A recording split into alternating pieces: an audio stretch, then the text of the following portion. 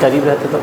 देखिए question number 9 है, एक ऊपर उठे हुए चबूतरे का ऊपरी पृष्ठ अष्टभुज है। अष्टभुज के आकार का है। कितना? अष्टभुज मतलब 8 भुजा, 8 भुजा। जैसा कि आकृति भी बना दिया गया है किताब में, देखिए यहाँ पर है ना, आकृति में दर्शाया गया है। अष्टभुजी पृष्ठ का क्षेत्रफल ज्ञात किया। बोल रहा है इसका क्षेत्रफल मतलब वही पूरा जगह कितना जगह है वो बताइए। तो अष्टभुज है तो एक भुजा जब बता दिया, इसका मतलब सारा भुजा बराबर है। 5 ये भी है, 5 ये भी है, 5 ये सब 5 है। तो बताओ, और ये आपको समलंब के आकार का एक बता दिया गया है। तो बताओ ये समलंब है तो ये भी समलंब होगा कि नहीं? ये वाला जब ये समलंब है तो ये भी समलंब है एक जैसा, क्योंकि जब उसकी सभी भुजाएं बराबर है। ये 11 मीटर है तो ये भी 11 मीटर होगा कि नहीं? ऐसा बना हुआ है आपके क्वेश्चन में, बना हुआ है। ये नहीं कि इसको समझाना है हमको, लेकिन सिर्फ ये समझा देते हैं कि इस अष्टभुज में हमको 2 समलंब दिख रहा है, एक आयत दिख रहा है। 2 समलंब कहाँ पे?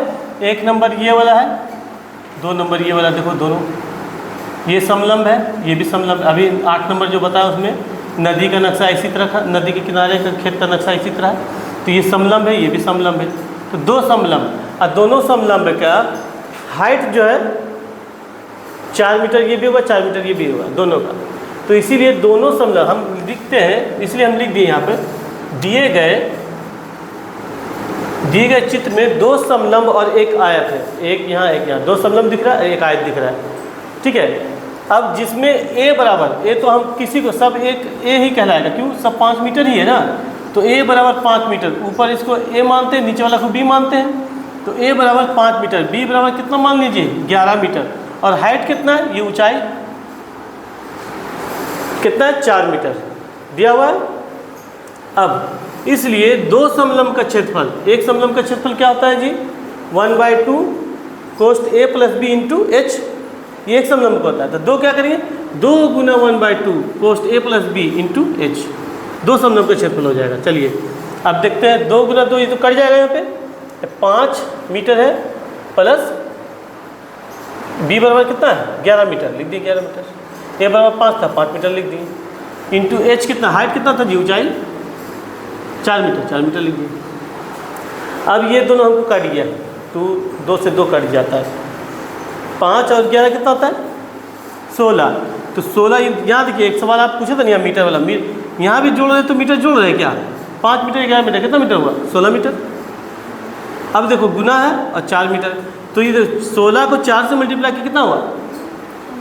64। m को m से मल्टीप्लाई किया गुना में m गुना हो जाता है, स्क्वायर हो जाता है। m गुना m स्क्वायर, देख रहे, इसलिए इसको 64 m स्क्वायर जोड़ेंगे तो ये स्क्वायर नहीं होगा, यानी जो 64 m स्क्वायर हो गया।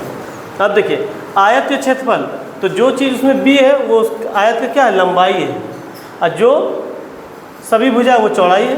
क्योंकि ये आयत के क्षेत्रफल में देखो ये चौड़ाई हो जाएगा, ये लंबाई होता है, लंबाई गुना चौड़ाई, तो इसका क्षेत्रफल निकल जाएगा बीच वाला। आयत का क्षेत्रफल लंबाई गुना चौड़ाई, तो कितना हो गया? 11 × 5 55, और मीटर गुना मीटर क्या होगा? मीटर स्क्वायर हो गया ना। अब देखिए तो ये पूरा का नाम क्या है? अष्टभुज। पूरा का नाम क्या है? अष्टभुज। ये तो समलंब है, ये तो आयत, लेकिन सब मिल के क्या बन गया? अष्टभुज। तो अष्टभुज का क्षेत्रफल क्या हो जाएगा? इसलिए लिख देंगे, इसलिए अष्टभुज का क्षेत्रफल बराबर क्या होगा? 2 समलंब का क्षेत्रफल प्लस आयत का क्षेत्रफल, ये दोनों का क्षेत्रफल, और इसका ये क्षेत्रफल तीनों जुड़ जाएगा तो हो जाएगा पूरा का क्षेत्रफल। तो इसीलिए अष्टभुज का क्षेत्रफल क्या हो जाएगा? 2 समलंब का क्षेत्रफल प्लस आयत का क्षेत्रफल। तो 2 समलंब का कितना निकला? 64 मीटर स्क्वायर, प्लस दे दिए आयत का क्षेत्रफल कितना निकला? 55 मीटर स्क्वायर। फिर दोनों को जोड़ने के बाद 119 मीटर स्क्वायर। ये किसका क्षेत्रफल निकल गया? पूरे का। क्या आपको क्षेत्रफल निकालने के लिए सब फॉर्मूला सिर्फ याद रखना है। एक चीज़ और आपको बताए थे, 10 समलंब हो, 20 समलंब, जैसा भी समलंब हो, लेकिन सब एक जैसा हो तो एक ही बार में सब निकल जाएगा। 10 × 1/2 कोष्ठ a + b × h हो जाएगा। अगर 1-2 समलंब था, एक जैसा था, तब ना अलग अलग रहता। जैसे इस समलंब का रहता 5 मीटर और 11 मीटर, इसका रहता 12 मीटर 6 मीटर, तो क्या एक साथ निकालते हैं? नहीं निकालते। लेकिन दोनों का दोनों भुजा जो है सेम मिलता जुलता है, ये भी 5 है वो भी 5 है, ये 11 है ये भी 11, तब ना निकालते दोनों एक साथ। इसलिए इस तरह का, ऐसा नहीं कि 4 समलंब आप कभी आ जाए तो 4 गुना ऐसा नहीं करना है। ठीक है, चलिए इसको उतार लीजिए पूरा।